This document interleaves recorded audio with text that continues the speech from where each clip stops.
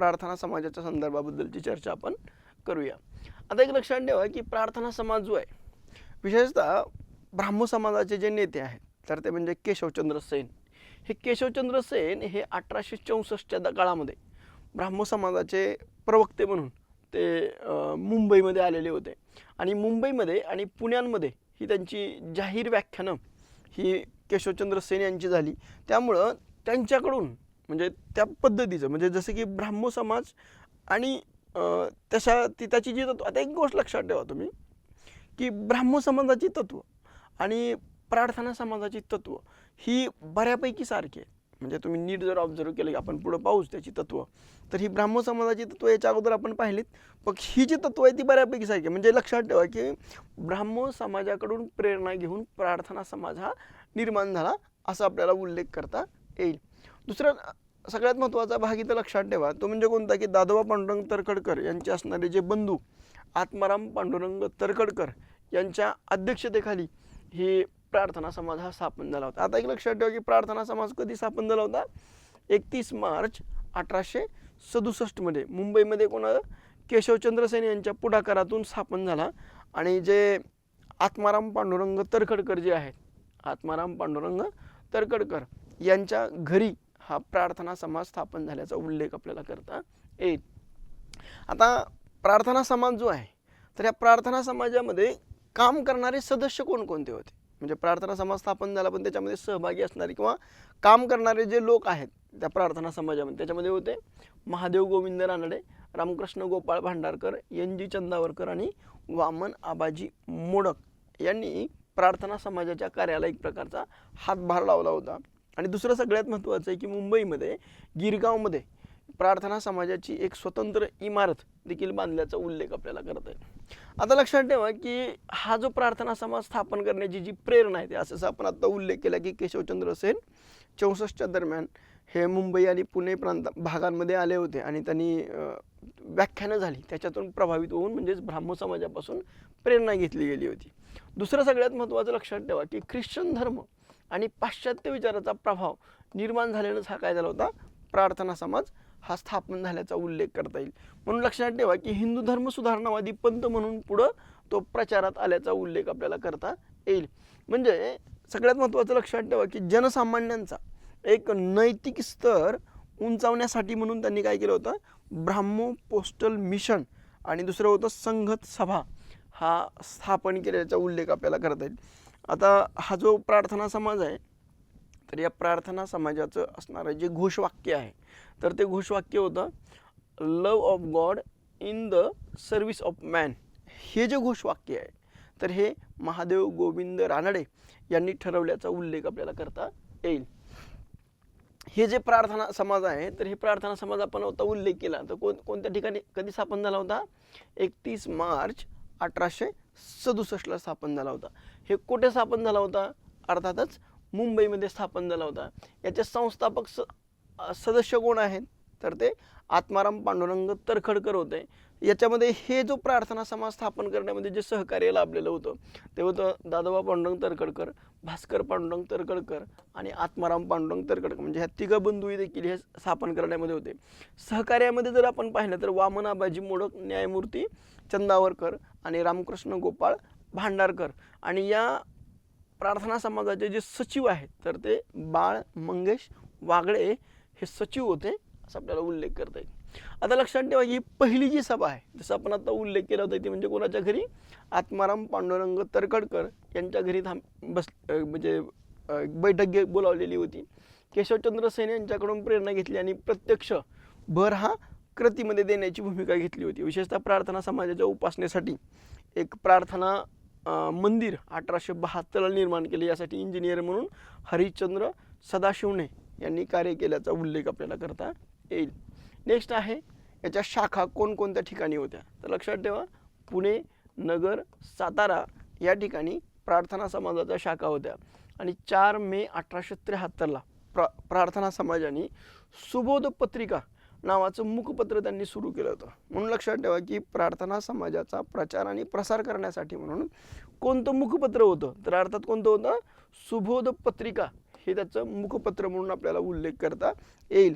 आणि या मुखपत्रातून कोणकोणते प्रश्न हाताळले होते तर किंवा राजकीय आणि सामाजिक विचार हे या सुबोध पत्रिकेमधून मांडल्याचा उल्लेख आपल्याला करता येईल.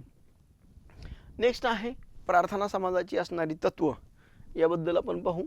आता लक्षात ठेवा की परमेश्वर हा एकच आणि अद्वितीय आहे अशी एक भूमिका आपल्याला सांगता येईल.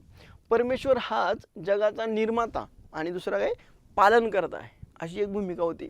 त्यासाठी म्हणून त्याच्याबद्दल आदर बाळगणं आणि त्यानंतर आचरण करणं हीच खरी त्याची पूजा आहे.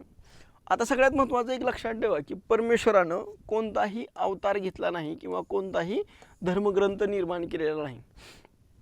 म्हणजे एक गोष्ट लक्षात ठेवा की परमेश्वरानं कोणताही अवतार घेतला नाही. हा वाक्य जे आहेत म्हणजे ज्या पद्धतीनं ज्यावेळी धर्मावर संकट येईल त्यावेळी ईश्वर अवतार घेईल अशी एक जी कल्पना आहे त्याला काही अंशी एक म्हणजे ह्या भूमिकेला विरोध करण्याचीच भूमिका त्यांनी घेतल्याचा उल्लेख आपल्याला करता येईल. म्हणून त्यांनी सांगितले की परमेश्वर जो आहे तर तो कोणताही अवतार घेतला नाही आणि कोणताही धर्मग्रंथ हा त्यांनी निर्माण केलेला नाही अशी एक भूमिका घेतली होती. त्यामध्ये ते असं म्हणतात की सर्वांनी एकमेकांशी प्रेमाने वागावं. सगळ्यात महत्त्वाचं ते सांगतायत की उपासनेचे खरे मार्ग कोणते आहेत तर सत्य, सदाचार, भक्ती हेच खरे परमेश्वराच्या उपासनेचे मार्ग आहेत अशी भूमिका घेतली गेली. मूर्तीपूजा करू नये अशी एक भूमिका घेतली आणि प्रार्थना समाजाची तत्व ठरवण्यामध्ये विशेषतः त्या काळामध्ये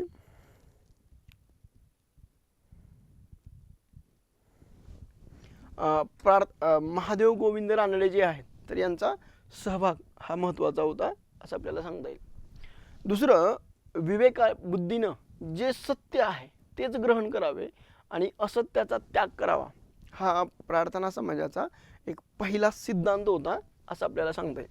आता लक्षात ठेवा की हा जो प्रार्थना समाज आहे ह्या प्रार्थना समाजाचं एक वैशिष्ट्य काय होतं की सर्व संघ परित्याग करून वनवास पत्करणं, संन्यास धारण करणं ही जी भूमिका आहे तर ही समाजाला मान्य नव्हती. ते म्हणतात विशेषतः समाजाच्या प्रतापचंद्र मुजुमदार आणि सखाराम अर्जुन यांनी स्त्री शिक्षणासाठी पुढाकार घेतल्याचा उल्लेख आपल्याला करता येईल. आणि प्रार्थना समाजास जुन्या भागवत धर्माची शाखा देखील संबोधलं जातं. भागवत धर्म हिंदू धर्मातील एक प्रोटेस्टंट पंथ आहे अशी भूमिका ही महादेव गोविंद रानडे यांनी घेतल्याचा उल्लेख आपल्याला करता येईल. आता प्रार्थना समाजाच्या मताचं समर्थन करण्यासाठी म्हणून महादेव गोविंद रानडे यांनी एक पुस्तिका लिहिली होती त्या किंवा एक ग्रंथ लिहिला होता त्याचं नाव होतं एकेश्वर निष्ठांची कैफियत. हा मुद्दा नीटपणे लक्षात ठेवा की प्रार्थना समाजाच्या मताचं समर्थन करण्यासाठी म्हणून महादेव गोविंद रानडे यांनी एक ग्रंथ लिहिला होता. त्या ग्रंथाचं नाव होतं एकेश्वर निष्ठांची कैफियत हे लिहिल्याचा उल्लेख आपल्याला करता येईल. पुण्यामध्ये बुधवार पेठेत प्रार्थना समाजाची एक शाखा त्यांनी स्थापन केल्याचा उल्लेख करता येईल. आणि विशेषतः मुंबईमध्ये प्रार्थना समाजामध्ये गिरगावला वल्लभभाई पटेल रोडवर एक विशेषतः एक रोड ज्या ठिकाणी सुरुवातीच्या काळामध्ये त्यांनी एक प्रार्थना समाजाचे एकेश्वरवादी असं देखील उल्लेख केलेला आपल्याला सांगता येईल. म्हणजे हिचं जे मुख्यालय आहे तर हे विठ्ठलभाई पटेल रोडवर बनवल्याचा उल्लेख करता येईल आणि समाजामध्ये एकेश्वरवादी मंडळी असं देखील म्हटल्याचा उल्लेख आपल्याला करता येईल. त्याच्यानंतर आता हा प्रार्थना समाजाबद्दल जर आपण पाहिलं तर विशेषतः परमहंस सभेचं प्रकट रूप असलेल्या प्रार्थना समाजाचं स्वरूप हे बंगालमधल्या ब्राह्मो समाजाशीही मिळतं जुळतं आहे. जसं आपण उल्लेख केला की ब्राह्मो समाजाची तत्व आणि प्रार्थना समाजाची तत्व ही बऱ्यापैकी सारखी आहेत. दुसरं लक्षात ठेवा की ब्राह्मो समाजाचा अनुभव महाराष्ट्रातली परिस्थिती लक्षात घेऊन महादेव गोविंद रानडे आणि रामकृष्ण गोपाळ भांडारकर यांनी प्रार्थना समाजाची तत्व आणि उपासना पद्धती ही काय केलेली होती निश्चित केलेली होती असा एक उल्लेख आपल्याला करता येईल. दुसरं, महादेव गोविंद रानड्यांच्या संदर्भाबद्दल मत व्यक्त करताना एक गोष्ट लक्षात ठेवा की रानडे शिक्षणाच्या संदर्भाबद्दल ते असं म्हणतात की शिक्षण हा मानवाचा तिसरा डोळा आहे असं मत महादेव गोविंद रानड्यांनी मांडलं होतं. आणि रानड्यांच्या विचारांचा प्रभाव हा प्रार्थना समाजाच्या कार्यावर किंवा प्रार्थना समाजावर दिसतो असं एक आपल्याला उल्लेख करता येईल. दुसरं, म्हणजे प्रार्थना समाजाचं जे कार्य आहे या संदर्भाबद्दल ज्यावेळेस आपण चर्चा करतो त्यावेळेस एक गोष्ट लक्षात ठेवा की 1919ला कामगारांसाठी म्हणून जी संघटना सुरू केलं होतं तर ते सोशल सर्व्हिस लीग ही नारायण मल्हार जोशी यांनी सुरू केलं होतं. ते प्रार्थना समाजामधलं त्यातूनच एक उदयाला आलं असं एक आपल्याला सांगता येईल.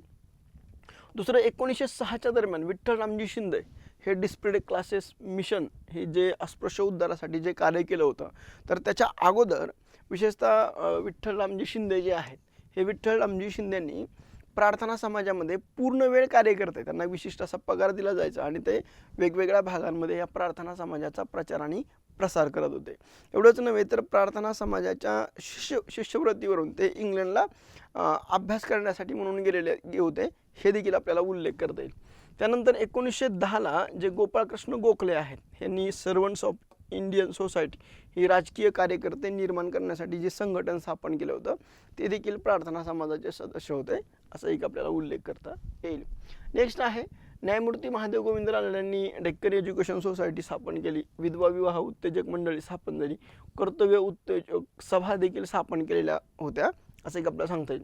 डॉक्टर भांडारकरांनी प्राच्यविद्या संशोधक, संस्कृत विद्वान, वेद आणि इतर धर्मग्रंथाच्या अध्ययनावरून त्यांनी त्या काळामध्ये विधवा पुनर्विवाह, प्रौढविवाह अशा सुधारणांना एक शास्त्राचा आधार हा सिद्ध करण्याची भूमिका घेतल्याचा उल्लेख आपल्याला करता येईल. म्हणजे लक्षात ठेवा की विधवा पुनर्विवाहाच्या संदर्भाबद्दल पहिल्यांदा लोकांचा दृष्टिकोन हा विरोधाचा राहिला. यासाठी म्हणून त्यांनी काय केलं होतं की शास्त्राचा आधार देऊन, म्हणजे वेदांमध्ये आहे का, पुराणांमध्ये आहे का, शास्त्रांमध्ये आहे का, स्मृतींमध्ये आहे का, आणि तो जर आधार असेल तर त्यानुसार आपल्याला एक सिद्ध करता येते की बाबा रे या पूर्वीच्या काळामध्ये ह्या संकल्पना होत्या किंवा ही अशा पद्धतीनं पुनर्विवाह होत होते, प्रौढविवाह होत होते, हे त्याच्यातून दर्शवण्याचा प्रयत्न त्यांनी विशेषतः रामकृष्ण गोपाळ भांडारकरांनी केल्याचा उल्लेख आपल्याला करता येईल. त्याच्यानंतर नेक्स्ट आहे प्रार्थना समाजाचे जे कार्यकर्ते आहेत, तर ते म्हणजे लक्ष्मण भिकोबा चव्हाण यांनी देखील त्या काळामध्ये विशेषतः 1876 मुंबईमधले जी चाळवाडी जी आहे, तर या ठिकाणी रात्रशाळा, पहिली रात्रशाळा ही सुरू केल्याचा उल्लेख आपल्याला करता येईल. आता एक लक्षात ठेवा, मुंबईमधली जी रात्रशाळा आहे तर ती कोणी सुरू केली होती, तर अर्थातच लक्ष्मण भिकोबा चव्हाण यांनी सुरू केली होती. पण विशेषतः पुण्यामध्ये ज्यावेळेस आपण उल्लेख करतो त्यावेळेस पुण्यामधली जी रात्रशाळा आहे तर ती महात्मा फुले यांनी त्यांच्या घरी सुरू केली होती, असा एक उल्लेख आपल्याला करता येईल. आता ह्या ज्या पहिली शाळा जी मुंबईमधली जी आहे, तर या शाळेमध्ये सर्व जाती जमातीच्या मुलांना प्रवेश हा रात्रशाळेमध्ये दिलेला होता. विद्यार्थी वर्गामध्ये कोण कोण सहभागी होतो, एक लक्षात ठेवा, पोस्टमन, मोटार ड्रायव्हर, गिरणी कामगार हे त्याच्यामध्ये सहभागी होते. आणि दुसरं सगळ्यात महत्त्वाचं आहे की कारखान्यामध्ये काम करणारे कामगार, हमाल हे समाजातल्या सर्व स्तरातील लोकांचा समावेश या शाळेमध्ये होता. विद्यार्थी वर्गांसाठी म्हणून त्यांनी काय केलं होतं, कमवा शिका योजना ही देखील त्यांनी सुरू केल्याचा उल्लेख आपल्याला करता येईल. नेक्स्ट आहे की 1878 पंढरपूरमध्ये अनाथ आश्रमाची स्थापना ही त्यांनी केल्याचा उल्लेख करता येईल. यासाठी म्हणून विविध जनउपयोगी कामं ही प्रार्थना समाजाने हाती घेतली होती. आणि दुसरं की 1876 ते 77 या काळामध्ये, दुष्काळामध्ये सर्वसामान्यांना एक दिलासा देण्याचं कार्य हे प्रार्थना समाजाने केलं होतं. विशेषतः प्रार्थना समाजाचे जे एक सदस्य आहेत, विशेषतः उमय्या लालशंकर यांनी अनाथ मुलासाठी आधारगृह हे त्यांनी सुरू केल्याचा उल्लेख आपल्याला करता येईल. म्हणजे प्रार्थना समाजामध्ये असणारे कार्यकर्ते आणि त्यांनी वेगवेगळ्या भागांमध्ये वेगवेगळे संघटनामध्ये कशा पद्धतीने काम केलं किंवा कोणकोणत्या संघटन स्थापन करण्यामध्ये पुढाकार घेतला याविषयीची माहिती आपण पाहिली. नेक्स्ट आहे स्त्री शिक्षणाचा उद्देश समोर ठेवून त्यांनी 1888 महिलांसाठी म्हणून शाळा प्रार्थना समाजानं सुरू केल्याचा उल्लेख आपल्याला करता येईल. विशेषतः 1882च्या काळामध्ये पंडिता रमाबाई यांच्या नेतृत्वाखाली आर्य समाजाला जी सुरुवात झालेली होती, तर ती सुरुवात देखील विशेषतः कोणाच्या, प्रार्थना समाजाच्या आश्रयानेच सुरू झाली होती असं आपल्याला सांगता येईल. या प्रार्थना समाजाच्या काळामध्ये सामाजिक सुधारणेला एक प्रकारची काय झाली होती, गती देण्याची भूमिका घेतली होती. विशेषतः समाजामध्ये असणाऱ्या ज्या अंधश्रद्धा, रूढी, प्रथा, परंपरा, देवभोळेपणा या गोष्टी समाजातून दूर करण्याचा प्रयत्न हा प्रार्थना समाजाने केल्याचा उल्लेख आपल्याला करता येईल. आता लक्षात ठेवा की उपासना आणि प्रवचन यांना तुकाराम आणि आदी वेगवेगळ्या साधू संतांच्या अभंगाची जोड ही प्रार्थना समाजामध्ये दिल्याचा उल्लेख करता येईल. विशेषतः महादेव गोविंद रानडे यांनी युरोपमधला अर्थात जो मार्टिन ल्यूथर किंग आहे, तर या मार्टिन ल्यूथर किंगच्या धर्मसुधारणा चळवळ जी आहे तर त्याच्याशी तुलना ही यांनी केली होती. कशाची तुलना केली होती, भागवत धर्माची तुलना केलेली होती. आणि त्यामध्ये ते सांगतायत की युरोपमधल्या धर्मसुधारणा म्हणजे मार्टिन ल्यूथरच्या केलेल्या सुधारणा आणि प्रार्थना समाजामध्ये केलेल्या सुधारणा ही या दोघांमधलं एक साम्य त्यांनी विशद करण्याची भूमिका घेतली गेली होती. भांडारकरांनी अर्थातच प्रार्थना समाजामध्ये अनिर्देशीय, अव्यक्त, अचिंत, कुंठस्थ अशा निर्गुण ईश्वराची प्रार्थना करत नाही अशी भूमिका ही रामकृष्ण गोपाळ भांडारकरांनी घेतली गेली होती. तर मग तो काय करतो, तर तो सत्य, ज्ञान, आनंद स्वरूपी सगुण ईश्वराची उपासना करतो, हे रामकृष्ण गोपाळ भांडारकरांनी स्पष्ट केल्याचा उल्लेख आपल्याला करता येईल. नेक्स्ट आहे मग प्रार्थना समाज जो आहे, तर या प्रार्थना समाजाच्या मंदिरांमध्ये सार्वजनिक उपासनेमध्ये त्याचे किती भाग होते, तर ते 6 भाग होते. ते 6 भाग कोणकोणते होते? एक सगळ्यात महत्त्वाचं लक्षात ठेवा, उद्बोधन करणं. दुसरं होतं स्तवन करणं मंत्राचं. त्याच्यानंतर ध्यान आणि प्रार्थना. त्यानंतर त्याचं चौथं होतं उपदेश. 5वं होतं प्रार्थना आणि 6वं होतं आरती. असे 6 आपल्याला उल्लेख करता येईल. प्रतिवर्षी एकदा वार्षिकोत्सव हा देखील साजरा केला जात होता आणि प्रार्थना समाजाचा कुणीही एकमेव असा संस्थापक नाही असा एक उल्लेख आपल्याला करता येईल. आता लक्षात ठेवा की प्रार्थना समाजानं विद्यार्थ्यांसाठी म्हणून कमवाशिका योजना चालू केलेली होती. ब्राह्मो समाज जो आहे तो ख्रिस्त जयंती साजरी करत होता. आता म्हणजे ब्राह्मो समाज हा काय करत होता, ख्रिस्त जयंती साजरी करत होता. प्रार्थना समाज काय साजरी करत होता, तर ती तुकाराम बीज हे साजरी करत होते असा एक उल्लेख आपल्याला करता येईल. आता लक्षात ठेवा की आपण ज्या प्रार्थना समाजाच्या संदर्भाबद्दलची चर्चा करतोय त्याची नेमकी सदस्य संख्या होती तरी किती, या संदर्भाबद्दल जर आपण पाहिलं तर विशेषतः 1867च्या काळामध्ये प्रार्थना समाजाची जी सदस्य संख्या आहे तर ती 31 सदस्य होते. 1880च्या काळामध्ये जी सदस्य संख्या आहे तर ती 103 सदस्य होते. 1867 म्हणजे विशेषतः 1895च्या काळामध्ये जर बघितलं गेलं तर 108 होती. 1900 मध्ये जर बघितलं गेलं तर 104 होती. म्हणजे एक लक्षात ठेवा की 1867 ते 1900 या काळामध्ये एकूण सदस्य संख्या किती होती, 183 सदस्य हे प्रार्थना समाजाचे झालेले होते.